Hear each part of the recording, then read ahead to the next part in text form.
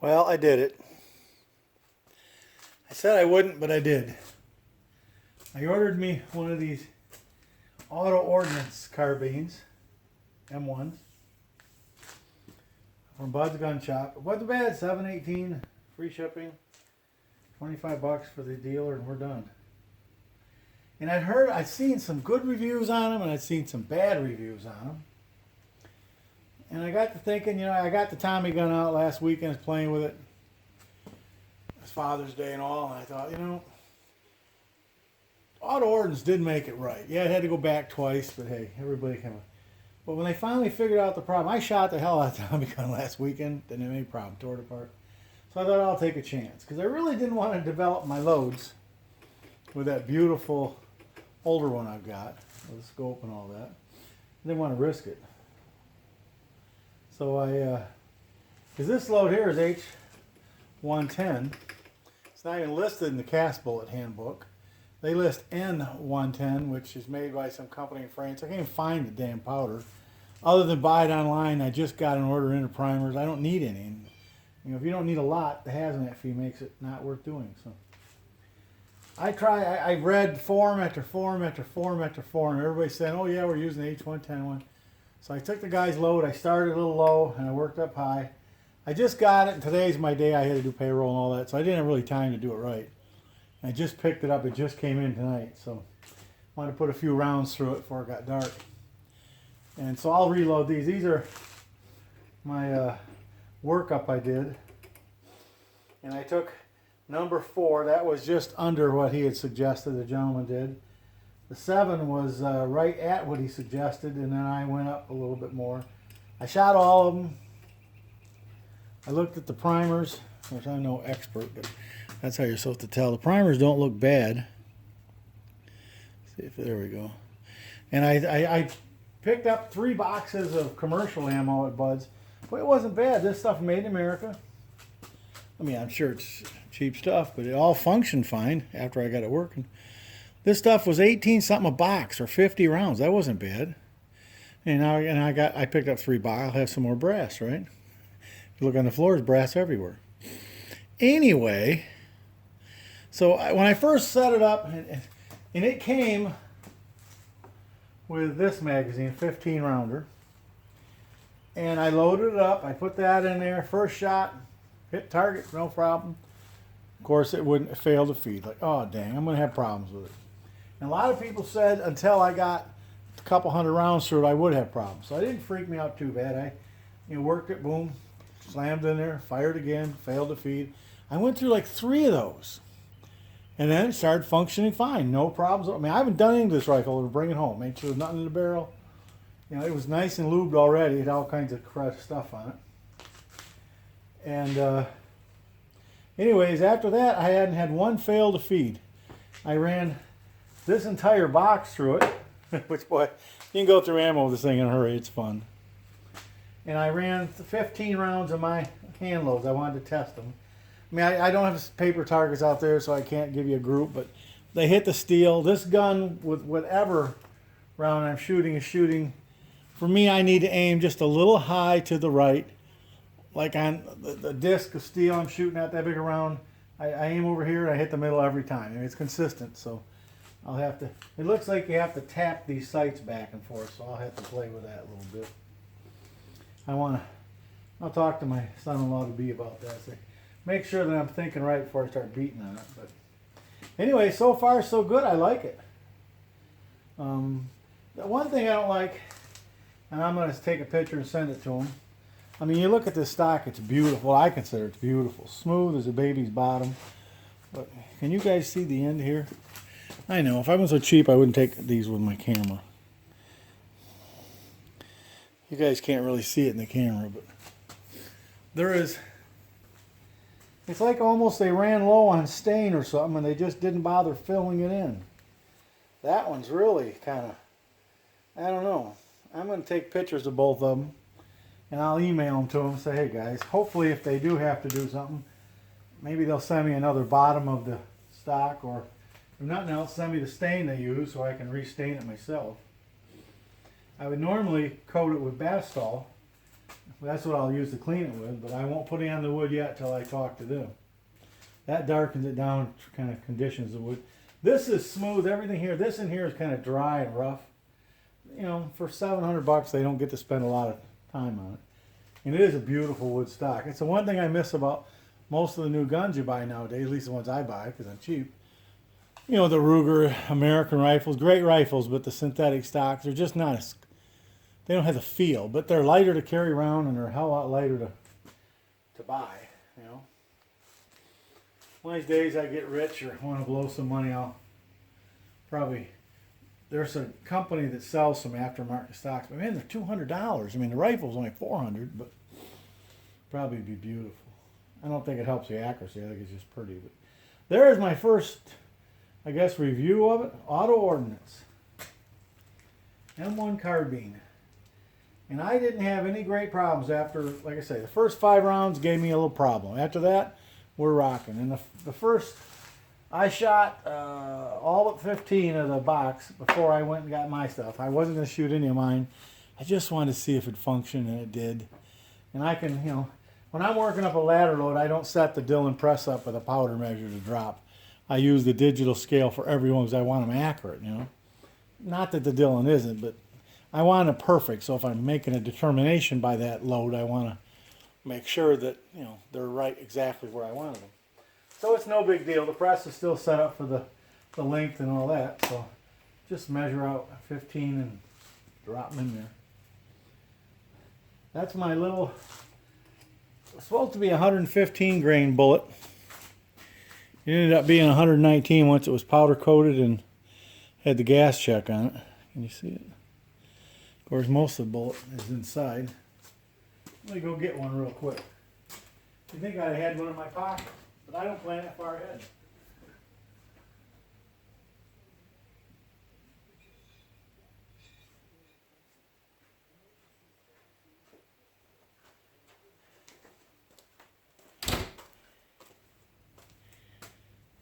There it is.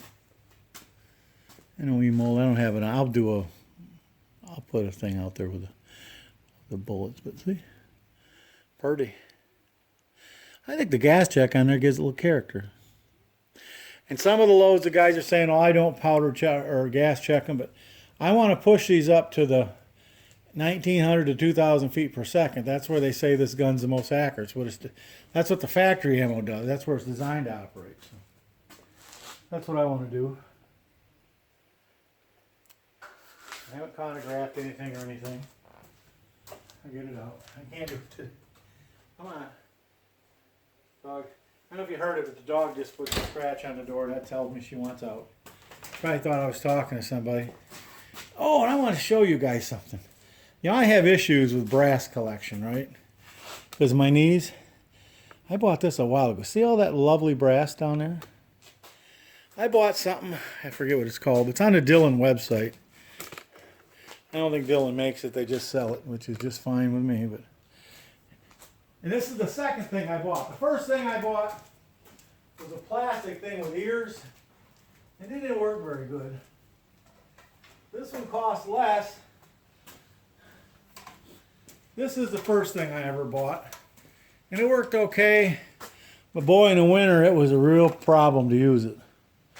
You had to really smash on it. And after you got 5 or 10 in there, if you smash it hard enough to get a new one in there, then the other ones fall out. This thing I got on the Dillon website, and it was it's like $80, so it's outrageous for what it is, but it's made in America, but it works. It looks like it's a hunk of junk. But see if you guys can see this. And you don't go fast. You go fast, the stuff flies back out again. And it works best if you hit the thing sideways. Just picks up your brass, just slicker and snot on a rag. It just works. You know, it's supposed to do it on grass too. I haven't tried it yet, but now I have to take the broom and push them out away from the wall, of course. But I can do that without getting on my hands and knees and bending down. It's just slick. And I just go get one of my blue plastic things. But all you do, and it comes with a thing you put on a bucket. You just spread this thing apart and it all falls out. I just use my fingers, works good. You know, because I don't want to necessarily put them in a bucket. I have a little plastic tray for every caliber I load. I don't know, it only holds 15. I don't know what I'm going to do when I get past 15 cartridges unloading. I have to get another cart? I don't know. But anyway, that works pretty good. If anybody else has trouble leaning down picking up their brass, that's just slick. And it comes apart. I mean, I'm lucky enough that my range is here at home. This comes apart, you unscrew it. Now it's a long stick, but you know, I bet you it's a standard thread. You could come up with a stick you could put in 2 pieces if a guy wanted to stick one in a range bag. So he'd go to the range and collect brass. Really slick outfit. Alright, there it is. My Auto Ordnance M1 carbine. I almost went with the other one company that's making one, Inland. But I'd heard, a lot of bad reviews on that too, and it was more money, a couple $100 more. And this one's just going to be a play gun and one to develop loads with and stuff. So sooner or later it's going to get beat up. But I don't know. I was hitting the bullseye out there with it without a scope. I wasn't hitting it every time, but for my eyes, I was doing pretty good. Now maybe today's just a good day for me. Because all I've been doing is paperwork in here. Lucky, my FFL dealer is literally 3 miles away, so not hard to go get some.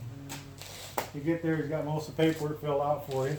I think it's because once he had it all filled out and I screwed one up. Dal, don't screw us up, I don't want to redo it. Okay, so there we are. I'm happy with it. I like this little thing. It's a fun shooter. And not hard to load, not expensive.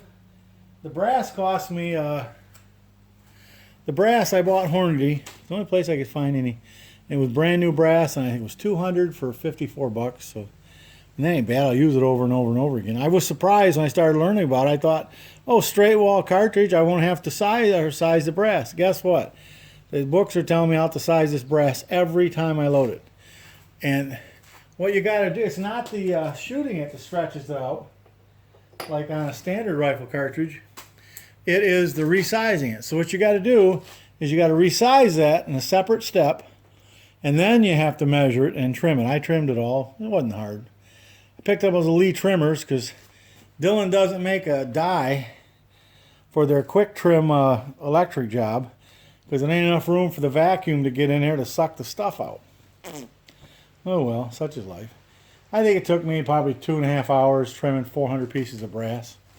Well, 400 is what I bought, and I had to trim the new stuff too after I sized it. And then I shot up 50, so 450. But I was sitting there watching TV, so it wasn't killing anything. All right, I am pleasantly surprised. It shot. I expected that I was going to have feeding issues with it till I got at least 200 rounds through it. That's why I bought 150 commercial. I was going to blast through it. That and get the brass. Those end up being, what, 35 cents a piece? That's only a dime more than buying the brass. I might buy some more. I never thought about buying ammo at Bud's. I'd always bought it at Lucky Gunner, which is a nice place. They have good prices, but Lucky Gunner wasn't that. They were $20, $22 box for that. So, anyways, there we go. Hope everybody has a great week. Might not see me for a while. My granddaughter's told me I have to open the pool. I said, oh, I do? Okay. Then I become the pool boy for the summer. Goodbye. All right, I'll see if I can add this on to the back of the video. If not, I'll put a separate video. It's the next day. It's Wednesday. I am really, really happy with this carbine. I've shot both of my ladder loads I did. One was 1680, the other one H110. Everything functioned good. I've shot those. That's a 50 each. That's 100. Plus 34 here of factory stuff. I did not have one stovepipe, one failed to feed, nothing. Do have a bunch of brass to clean up, however. Do have a bunch of brass to clean up. The only problem I got is these sights. This is the regular one here. That shoots really low, and this one shoots really high. There's no in between. To get my groups, I finally had to go out in my little paper plates I use, and I had to aim at the very bottom edge. to get it to be on paper. So I decided to put 3, and it does the same with factory as it does my hand loads. So it's not the, of course I thought first, say, oh, it's my hand loads. But it's the same off with factory ammos too. So when I got done, I thought, well, I'm going to throw 3 here on Ahmed. He's 64 feet. I measured it from the shooting table. I used that as my point of aim. It's off to the left a little bit too. That I used as my point of aim, and boom, I'm down that far at 64 feet. You know, I should have measured it. Probably will. So what I'm thinking about doing is, because I couldn't hit the damn thing at first. Thought it was my hand loads. I'm thinking seriously about, I'm going to see, first of all, they sent a parts list with the gun. I'm going to make sure that front sight's available and how much I'm risking. And I think what I'm going to do, if it is available and it's not more than 30, 40 bucks, I am going to start working with this guy, and I'm going to file the tip down just a little bit. Because this sight is supposed to be up to 100 yards, and this one's supposed to be your 200-yard sight. This guy shoots into the dirt low, out at 50 yards, and that guy shoots hot. To do my groups, I did this one, and I aimed at the very, very bottom of the target. With that guy, I couldn't hit him at all. I was in the dirt. But, you know, everything has a few problems, right? I am going to go out and measure this, so I'll have a... So when I forget how far it is, I'll have a video evidence I can have to... Because I want to ask Tony if I'm on the right... Thinking about this right first. I think I am. And... Because I got to tell you, everybody said, oh, it's not accurate. I don't know. I'm having fun with it. I mean, you're not going to shoot a match with it, but it's fun to shoot. All right, we were figuring 3 inches off, 3 inches low at 64 feet. Somebody's got to be able to figure out the math there. So there's where I got started figuring it out right there. I started playing with it, and I actually was aiming really low and really high with trying both sights because I couldn't get it on paper. The ironic part is I'm cleaning the barn a little time. I just took some old pieces of cardboard off from pallets, threw them away in the dumpster. It would have been perfect, but you know what? I didn't have them. So here's my list. This is 1680. I did the H110 first. And this was a factory group. Factory loads I did, 5 rounds just for the hell of it. Here. And I shot very bottom of the target with my point of aim. And you can see where I hit. So how far off is that? This is at, well, 50 yards from the concrete, a little farther from the shooting table right there. So I'm off 6 to 8 inches. Yeah. See, there's what we got. Some of the groups aren't bad. I really liked 8. I mean, H110 was still better, but I got a bunch of 1680 I have no use for. 3 was great. 2 of them, it could have been me. Who knows? And once I get a load, I like how cranny it and stuff and get. I know that the 1680, it was in the cast bullet handbook, but it only says it's going like 1,500 feet per second. But it did run the slide and everything. I had no problems at all. None whatsoever. None whatsoever. My other gun is still in the shop. I called them today. It's supposed to be ready, but they got the sight all silver soldered back on. But they sent the gun into the guy who does the bluing to fix the bluing in the top front. But they had to clean it off. But now it'll be done right now. It'll last forever. Instead of half butt. I want to show you guys. If anybody's interested, we've hit these targets with absolutely everything you got. 45-70s, 308s. Got Tony bring some cannons out here. I don't even want to shoot. I don't know what they are. He likes some Russian military stuff. But this is all I did. I put a 4x4 across. The 2x12s are not for support. They're just to catch the lead coming off, right? But these are, I bought at an auction, just a roll of old, worn out, leaky fire hose. They're sell it to get something out of it. I mean, it leaks, I don't care. But I mean, look at the back. It's taken a lot of rounds, right? It's been up there a year now. See how I attached it? Just rebar across it and just wrapped around it. 4x4 protects the rebar. So when we shoot it up, it ain't expensive to replace a 4x4. I notched it all out so it just sits in there and you can pull it back out again. But the front don't look too bad. The little target's gotten chewed up a lot because, well, I'm shooting at them and, you know, you miss them a little more. But see all the rounds that went through there, and look at that, still no problems. And I've looked this one. I love this. Is one of my favorite targets to shoot at. Center is a bullseye. Goes out, but I've had to rebuild this poor beast over and over again. It's constantly getting shot up. You know, you can see we're gonna have to rebuild the sides sooner or later.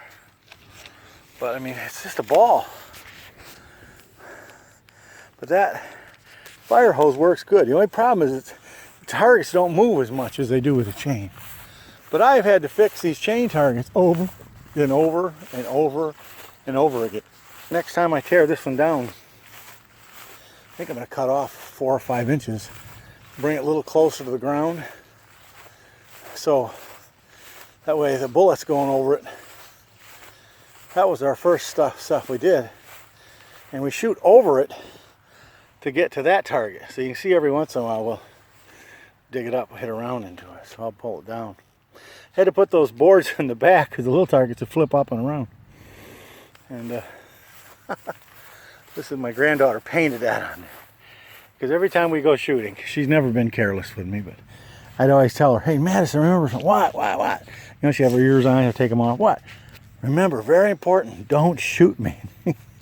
So she wrote it on there, don't shoot me. So this one takes a lot of abuse. You know, friends and stuff come over and shoot at this, and they're shooting handguns. But I've had to replace the chain on this. I won't say every one of them at least once or twice, but that 1 second to the right, that chain's been replaced 3 times. That's why it's so short.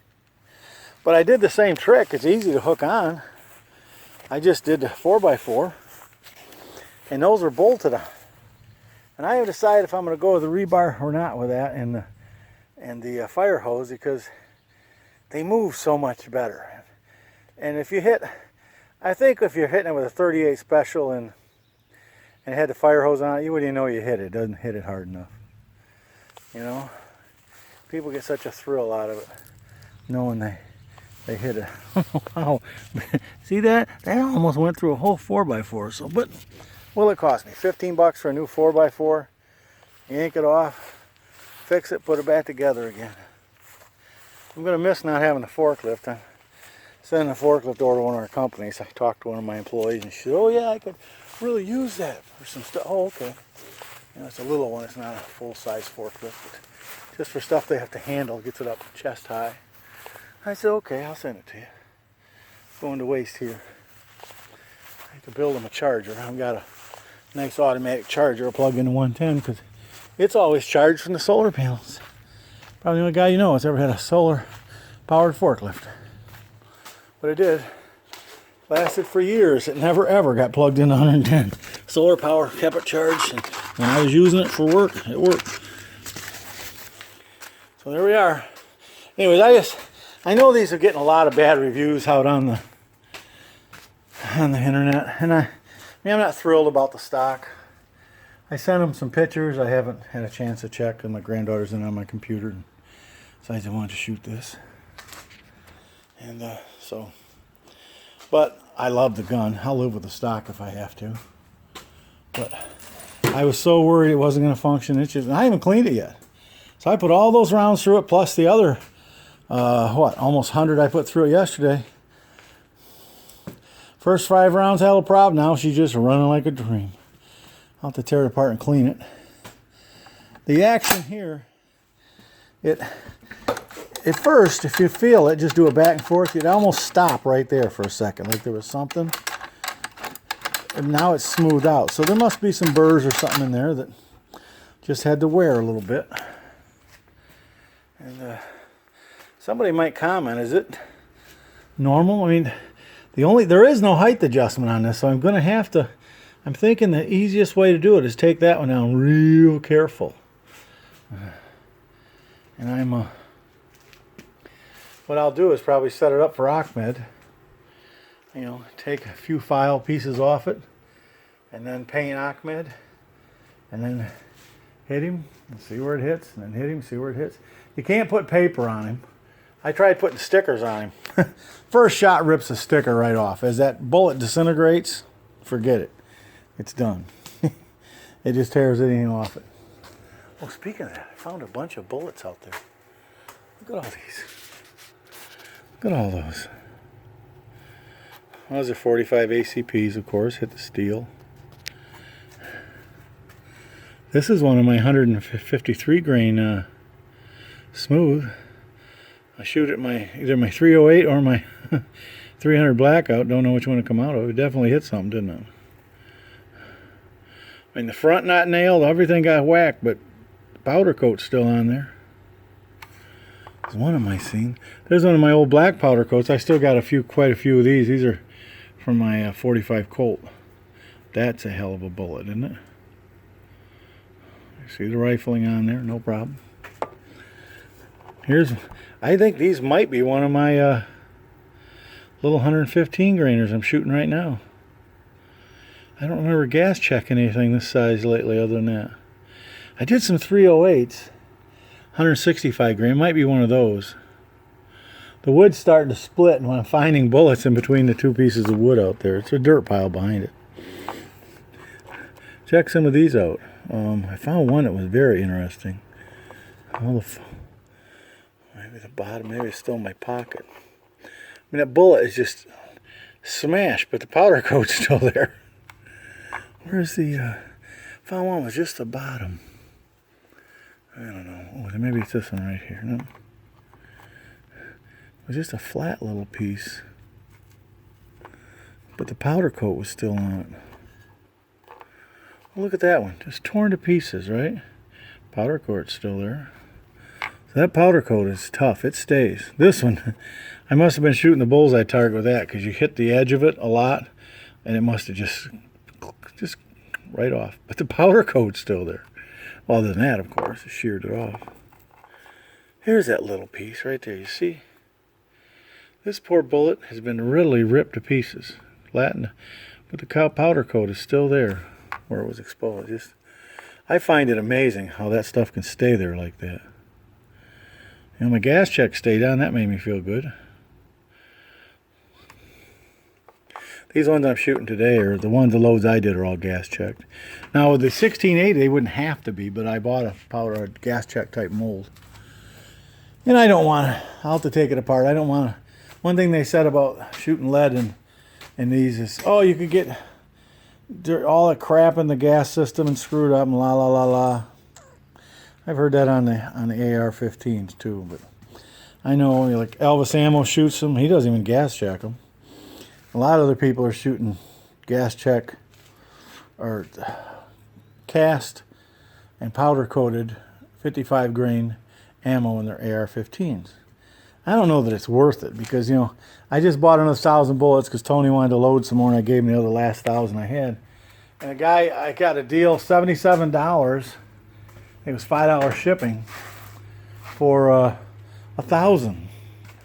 Well, you know what? I ain't going to sit there and cast the damn things for that. And if I'm going to shoot them, I'm going to put a gas check on them. So the gas check's 3 cents if you use a nice copper one, right, or 3.5. It ain't worth the hassle. So on the 223, I still use just full metal jackets, just because the money isn't there. It doesn't make sense to me anyway. That's how I got into some of these weird calibers like that. To buy that thing costs you 35, 40 cents a round. Which they shoot good, but heck, I can load them for a dime, 12 cents. Yeah. So there we are. Hopefully I can add this to the back of that first video I did. But I really like it. I know there's a lot of reviews saying, oh, it's terrible. And the sights are a problem. I'm going to have to work on them. But to me, a new gun is a project. And I'm going to check it. They sent a parts list. As long as I can buy a new one of those, what the hell? If I screw it up, I can put a new one on it, right? You got to try it. I'll talk to everybody later. Happy shooting.